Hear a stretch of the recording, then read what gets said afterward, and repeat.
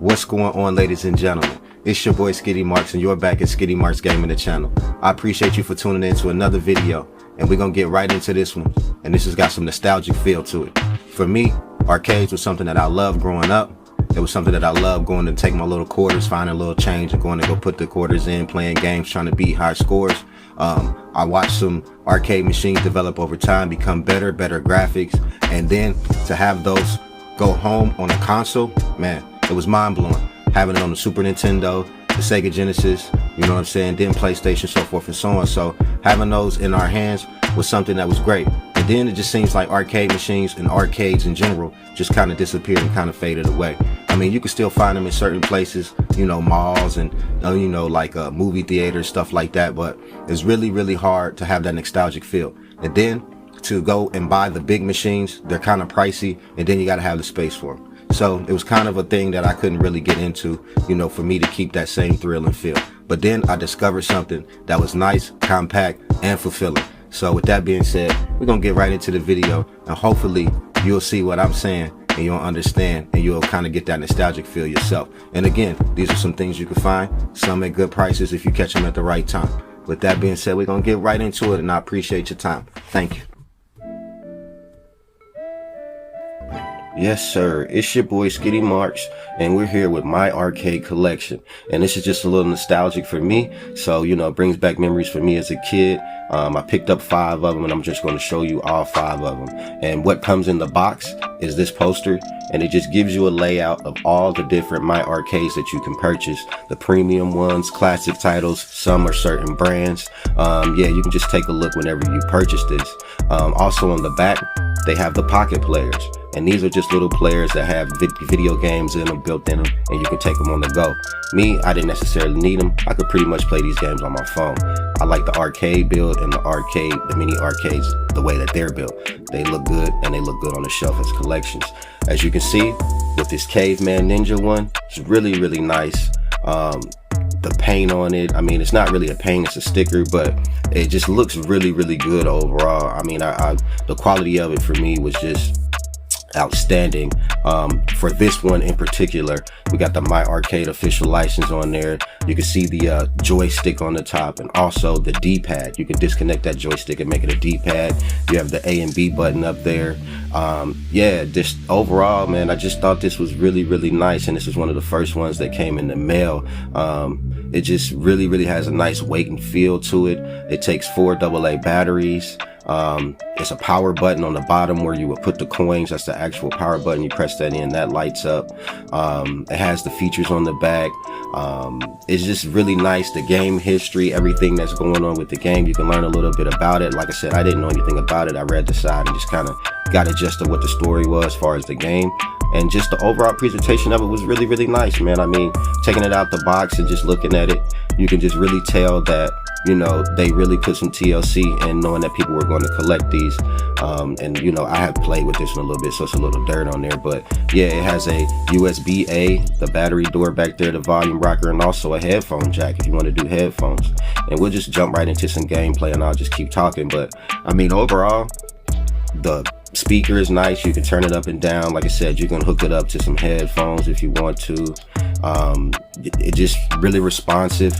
I was playing with the joystick and not necessarily the D-pad, so this game will probably go better with the D-pad. Seeing as how the gameplay is, it's kind of straightforward, up, down, left, and right. So I don't necessarily need the joystick for this game.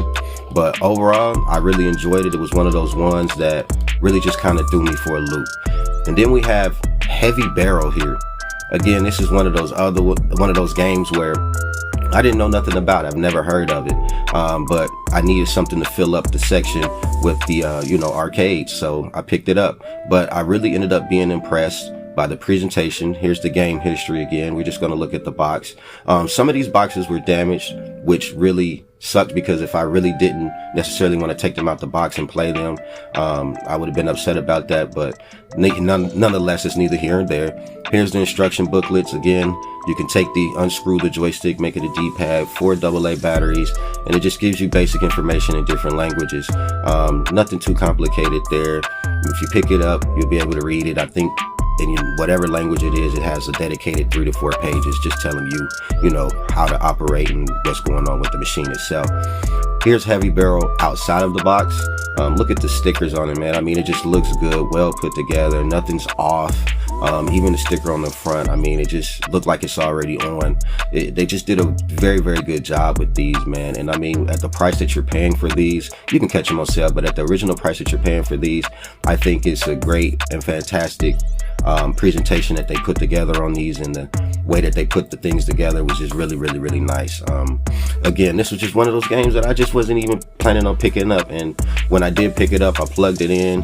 You know, I wanted to listen to the sound, I wanted to see what the actual game was about, and you know, we'll get right into some of that gameplay. But for the most part, I mean, I enjoyed this game. I didn't necessarily beat this one, you know. I got to put some more time back into it because it's really, really, really a unique game, and I could see this being in arcades, but I've never seen this in an arcade.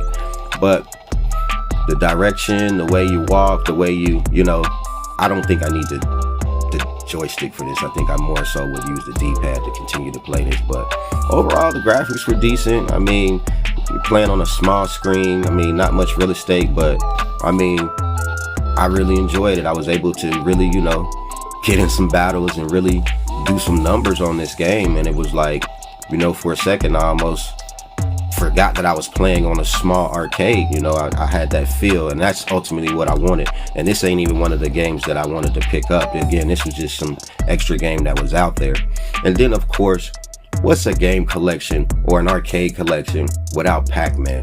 I'm going to get Miss Pac-Man at some point, but this one was on sale. It was decently priced. I already had opened it, so that's why the box looks that way. But the presentation was pretty outstanding, just like all the others.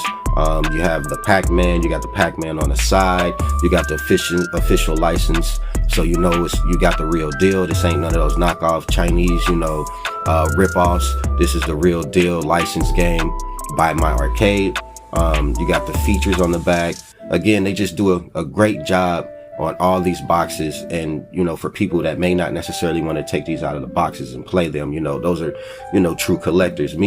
This is for me personally, for my own personal collection, so I'm opening them up, and, you know, of course, I'm playing them. There's the power button down there that I was telling you guys about, and that comes on majority, if not all, of the arcades, because all the ones that I have that button. I will say some of them have differences here and there. Maybe it's the menu button, maybe it's the way you got to go through the menus and the guides, but for the most part, they're pretty much all built the same. The Ultimate Editions, they have better quality far as the builds, because they come with a little more, they're a little bigger, bigger screen, you know what I'm saying, more buttons if necessary. As you can see, this has no buttons at all, but it's Pac-Man. You don't need any buttons except for the D-pad and the arcade joystick. My daughter really enjoyed playing this one. This was one of the ones she wanted, so I'm gonna probably end up getting her one, because she can't have mine, of course. Then we're going to get into one of my favorites, one of the ones I did look forward to, and it was this Contra one. And this one was pretty hard to find, so I had to get it used. And when I bought it used, this is what it came as, but I bought it used off Amazon, so, you know, they kind of checked the quality on it and everything. And it wasn't in bad shape, you know what I'm saying? I'm not upset for what I paid for it.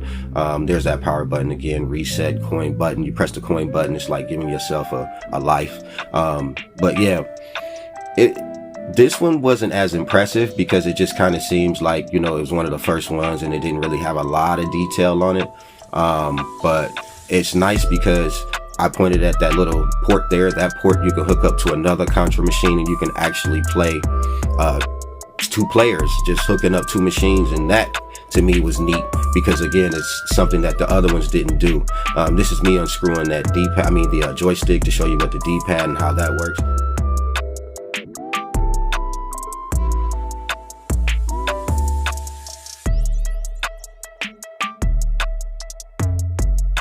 Screws out, screws in, all that good jazz. 2 buttons, of course, you know, you didn't need that many for Contra, not the initial one, not the first one. And I'm just gonna power it on and just let you, you know, kind of hear how it plays and, you know, see what kind of footage we can get out of it.